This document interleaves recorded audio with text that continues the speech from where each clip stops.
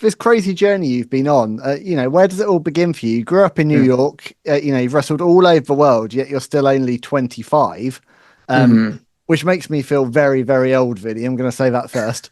Um, how did you Oh, get stop. started? And what attracted you to the business in the first place? So I was a fan. SmackDown versus Raw 2007. I fell in love with wrestling. You know, I went to a wrestling event in Barclays Center. Bryan Danielson versus Randy Orton for the title. And after that match, Bryan gave me a high five. Like, damn, that's so cool. That's a cool thing. Yeah.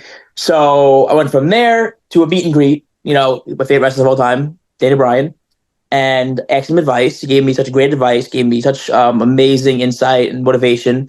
And I think that was like, Dad, I want to be a wrestler. I was 14, and that was it. You know, I played football in high school. I was a quarterback. I quit football to wrestle, and ever since that, it's been nonstop. You know, I went to wrestling school. Eventually trained by Ring of Honor Dojo, Cheeseburger, Red Titus, Delirious, John Gresham, just amazing people. You know, and yeah, and it's just and I worked for Ring of Honor for a year while I was training there as well. And then went to Evolve, worked for Evolve. I did one show for them, and then they got bought out by the WWE. You know, I think I did their last event, which is really, really cool. Yeah, yeah. And then COVID hit.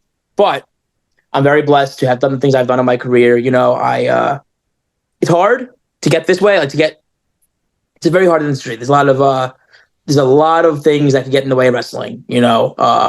But I'm very blessed to where I've gotten able to get to this point, and it's carried on some amazing opportunities inside and outside wrestling, where I've signed sponsorship deals with Bang Energy, G Fuel Energy, because of my character. I use energy drinks, and that it all just spiraled into this beautiful thing, you know.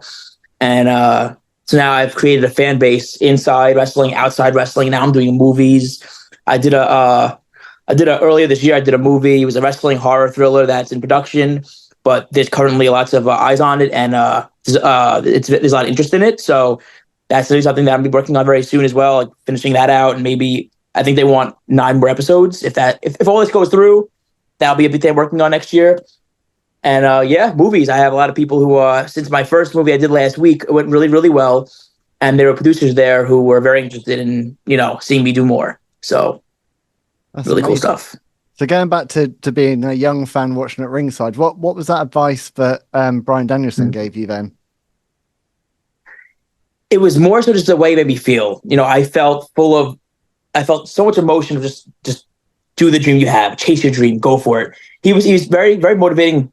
Like, chase it, do it, do your best, always do your best, go for it. Because at the end of the day, in my opinion, the way I believe is you have to chase your dream in life. You live once, you live one time. You get one shot at this. Why not try to do the best that you could do with everything that you do and chase your freaking dream, right? That's what I say.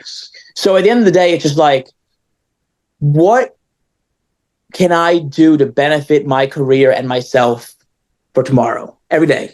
And even now, like I just did so much in the last week. I'm back on podcasts, doing media and doing stuff like that. I have an interview today with PWI also. So it's just like, it's nonstop, and I love it, and I'm grateful for it. You know, it's just never ending grind. And some people it pays off. Some people it takes a little longer, but at the end of the day, if you're doing what you love, you're not working.